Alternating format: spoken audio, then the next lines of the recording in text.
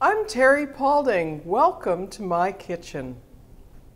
Today we're going to make some chicken in the Italian style, pan sauteed and then finished with some white wine. We'll use some garlic and some very special mushrooms with it. And to go with that, we're going to make a classic basic risotto. The meal was inspired by the mushrooms I found in the market. And I have porcinis, fresh porcinis, which are very, very rare to find in the markets around here.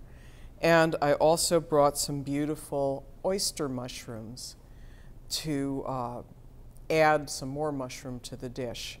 We're going to use these in a simple, what the Italians call a pan-roasted chicken.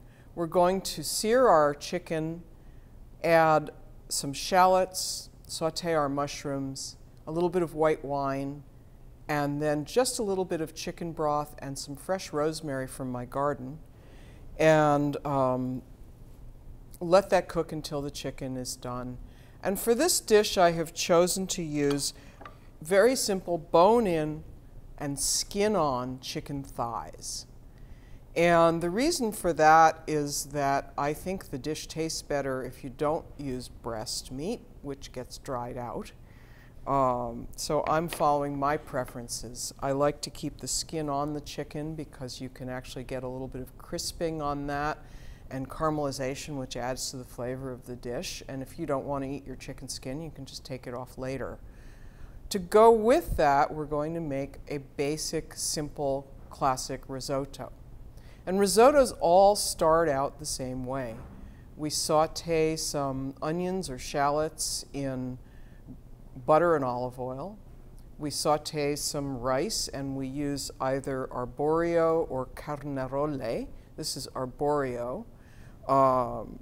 And once the rice is sauteed, we start slowly adding broth, and you let the pan almost go dry before you add the next ladle of broth, and you end up with a creamy, lovely risotto. Once it's absorbed enough, you'll start seeing some changes in it as it gets tender, and when it's done is when you don't have kind of a chalky center anymore. So you have to taste a few times as it goes on. We're going to do both these dishes simultaneously.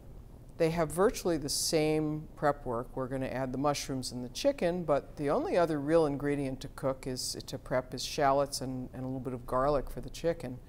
So they take about the same time to make. So we'll have these two dishes to serve together, and all you need is a vegetable to make a great meal. I've seasoned the chicken with some salt and pepper, and while I was doing that, I've heated up my pan. You want the pan hot when you put the chicken in, so that when it contacts the pan, it doesn't stick, but jumps literally, so you have chicken that's not stuck. We don't really need any oil for this because there's plenty in the skin of the chicken. So I'm going to put it in a dry pan that's quite hot.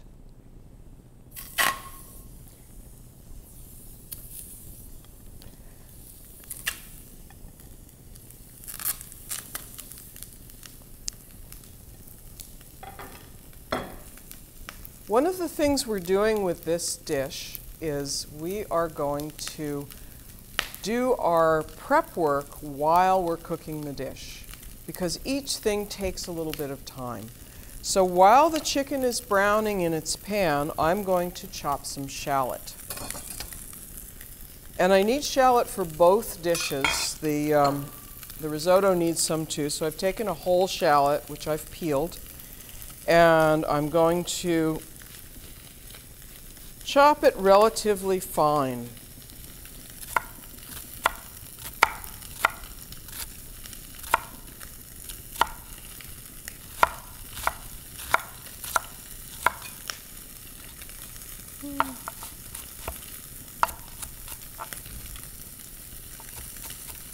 Our chicken is going to brown very quickly.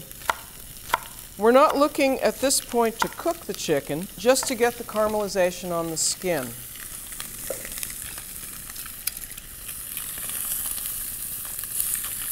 It's almost there. So I'm going to move the shallot.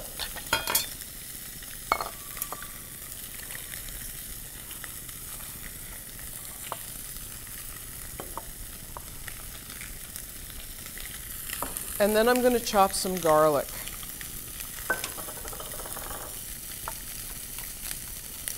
And I have about 3 cloves of garlic here. And this is a rustic dish, so it doesn't need to be terribly fine. And that's pretty much the seasonings for this dish, except for our rosemary, which I'm going to simply strip off the twigs and chop a little bit. But I think it's time to turn the chicken. Perfectly brown. And as you can see, there's now some fat in the pan.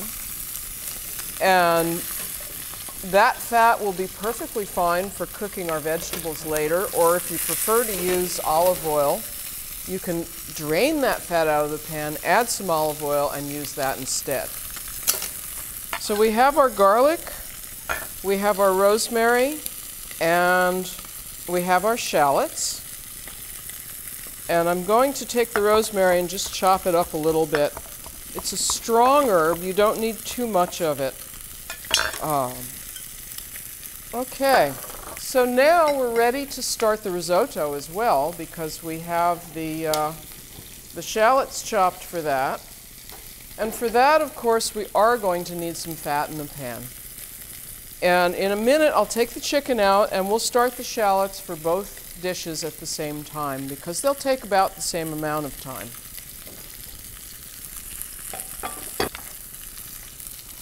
I'm going to put some butter in the risotto pan and some olive oil. You need some fat in a risotto. The rice requires it to taste good. You can't make that a very lean dish. And you use the combination of butter and oil so that the butter doesn't burn. And of course, so that you have the flavor of both. So now we've got our beautiful browned chicken. And you can see you didn't need any added fat in the pan. You got beautiful color on there. And what's left in the pan is some great flavor from the browning process. Okay, we're going to add shallots to 2 pans. And those are going to saute for a couple of minutes.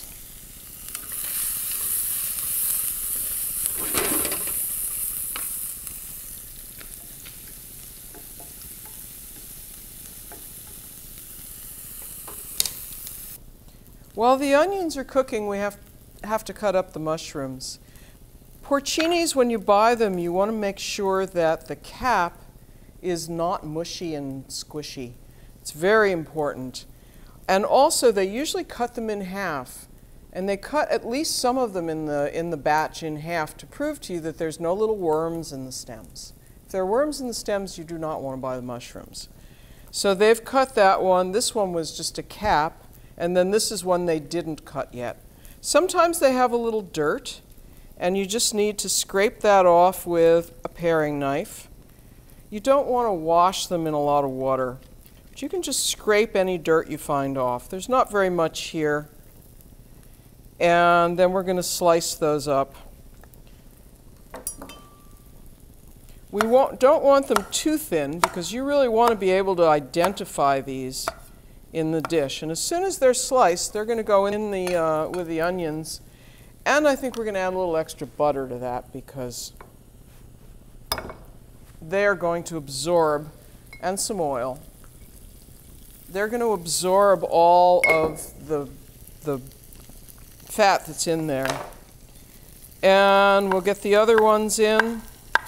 These are the most pretty mushrooms, and they have a fabulous flavor. We really have a lot of mushrooms today, it seems like, compared to how much chicken we have, but they will cook down. Okay, and then the oyster mushroom.